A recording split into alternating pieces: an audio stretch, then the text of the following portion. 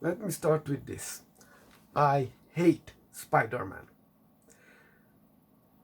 This iteration, though, is tolerable for me.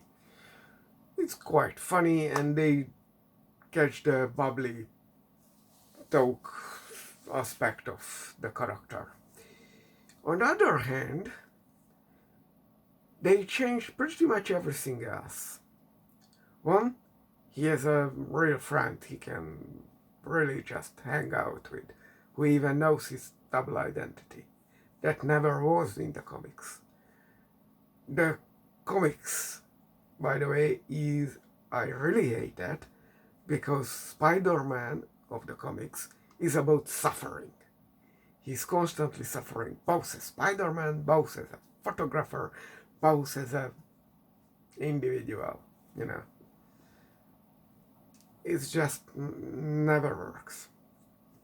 And the other hand, in any other iterations, he never neglected his studies, unlike in this movie. Then this hot Aunt May is... I know in the comic books and, the whole person of Spider-Man has this mother issue with his uncle, with his aunt. But, and I mean, he had a wet dream once in the comic books about Aunt May. But, and yeah, there she's like 90 at the start of it. What's this here? And where is Uncle Ben? Uncle Ben must die. But this movie was so lame, they couldn't even kill the buffet guy. Sure, save the cat, but kill the man. For fuck's sake, that you had one job. Uncle Ben had to die. Uncle Ben doesn't even die. No. There is the magical Asian guy here. Who the fuck is he? I don't know, but very un-Spider-Man-like. And I hate Zendaya. I'm sorry to say, but I think she's bad as actor, bad as vocalist, bad as dancer. She's just... No.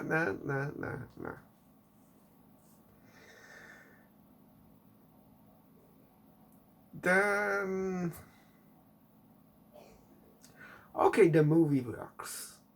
And Vulture, with CGI, finally we could make it. Yeah. It was a weird choice to pick up the original Batman, but sure, he did a great job, He's even playing the character, and not just, do a Ryan Reynolds. So, sure, there is the bubbly personality, there is a bright color. It's a weird thing you want to make Spider-Man the next Iron Man, but as popular character from the comics, it would be an easy continuation. Okay, I fucked myself up. Okay, we will talk about that. Whatever. For the mid-credit scene, there is an end-credit scene, but that's useless. The mid-credit scene is establishing the Scorpion. We never seen the Scorpion anywhere, so that was the idea. I guarantee it was a setup for the Sinister Six. Absolutely. Now the whatever the guy is with the glove that earthquake sings, just like, pretty much the chick from Agents of S.H.I.E.L.D. There is already two of them. Like, why are you pissing up his fans? I have no idea. That was a bit weird. Why the police wanted to shoot down Spider-Man on that building. Zero idea. That made no sense to send up military instead of a rescue helicopter. Sure, whatever. Let's make it slip. The love interest in this one was fine. Sure. She played very well, so I liked her. I didn't like that building around. They ripped off, the hanging upside down kiss scene from the whatever Spider-Man, and there was at least one other Spider-Man, previous Spider-Man movie ripping off. Whatever. The movie was too long, so this film started with 2.5 hours, and that's way too long for a movie. What they really fucked up, and I'm very mad about this, is the timeline.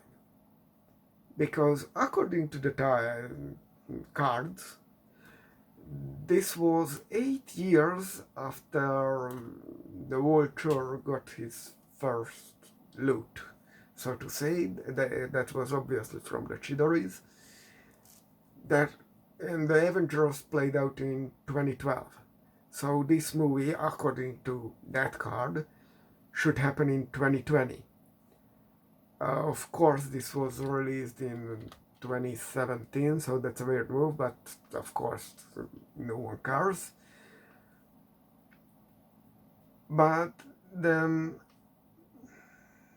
there is the issue that we are like right after Civil War, like half a year after Civil War, and that was in 2016 in universe.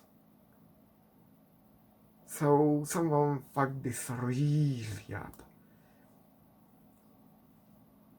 We also know Peter's real life age, so we get this that during Civil War he was 14, so that should be fixed. But this 2020 is really messing things up.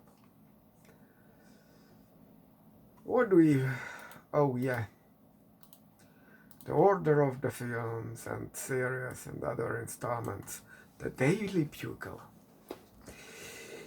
Now it only comes up after Far From Home, and not even before, despite that being a promo for Far From Home, which is the second Marvel Spider-Man movie. But it actually plays out after Far From Home, so that was an idea. I did not check seasons 3, but that will be the real deal, because I think season 2 is playing again after No Way Home, despite, No Way Home being the season 2 of Daily Bugle would be the promo of No Way Home, so I'm not, no idea, but maybe that's mixed timeline installment, so I have to see who is playing what. But where it really gets messy is season 3 of Daily Bugle. I know that the season 1 is up on YouTube. I still have to hunt down the rest, but we have the descriptions and I checked those, and that leads to Morbius, which was of course promoted being in the Venomverse. For some reason they cut out that joke, and there was a poster in the trailer with Spider-Man, and if I remember correctly, that has the post-credit scene with Vulture. And I don't think that's an accident.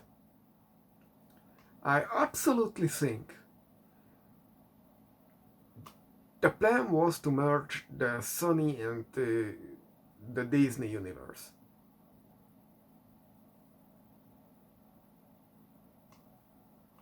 but they saw the Sonyverse is fucked up. It just doesn't work. And they wanted out. Now adding all this up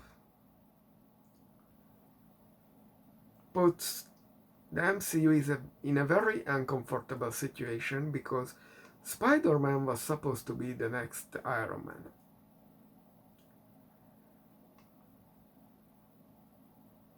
And at least visiting the Sonyverse, I would bet an amount. They wanted to do the Sinister Six. And that would have been the culmination of the Disney and Sony crossover. But it didn't work. And even the Spider-Man movies were released even before Endgame or Infinity or whatever. That's just a two-parter movie, who cares? So, and the guy, whoever plays this Spider-Man, is seeing that the MCU is not working out either. So I bet, he just not expanded his contract. You know, he was supposed to have the usual 7-movie contract. He was in Civil War, Spider-Man, Homecoming, Far From Home, No Way Home, Infinity War, Endgame, and he has a 7th movie. I think there is a 7th Spider-Man movie still in the work, sheerly because of contractual obligations. So the MCU, with the Sonyverse not working out and they not helping them, lost its lead. It's the face of the franchise, Spider-Man. They lost the guy.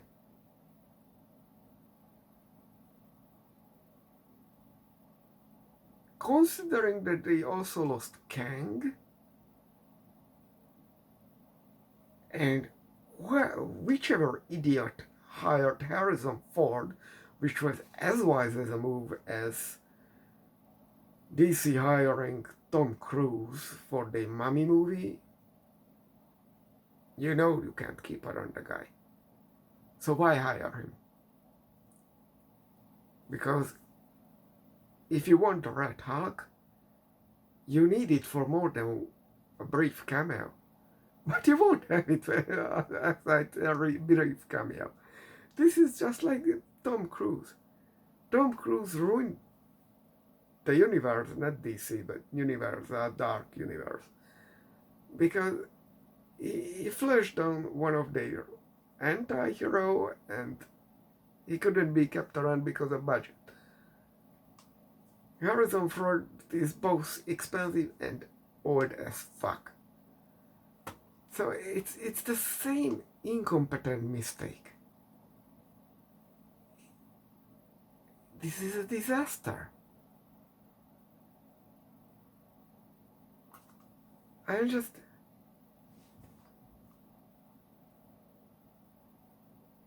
can't believe such a billion-dollar corporation spending billions of dollars in each phases,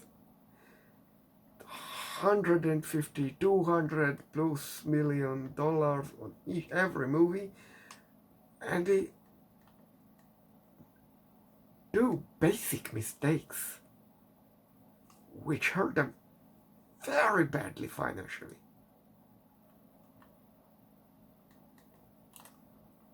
Now I don't know what to watch next because of the Spider-Man movie, because well, originally the release order is Doctor Strange, Guardians of the Galaxy Volume 2, than Thor Ragnarok from what's left. But it seems the actual viewing order is Thor Ragnarok, Doctor Strange, and then Guardians of the Volume 2. And all this came up for me because of this Spider-Man movie where Tony Stark is transferring some cargo from this to that location and mentions that he built a new version of Captain America's shield. But that would mean that Captain America is back with the Avengers. But in the last movie in Civil War, at the end of Civil War, he was very much going away from all the Avengers stuff. So, what happened? I don't know. I seriously have no idea, and this aspect I think didn't come up too much. So, we will meet next movie.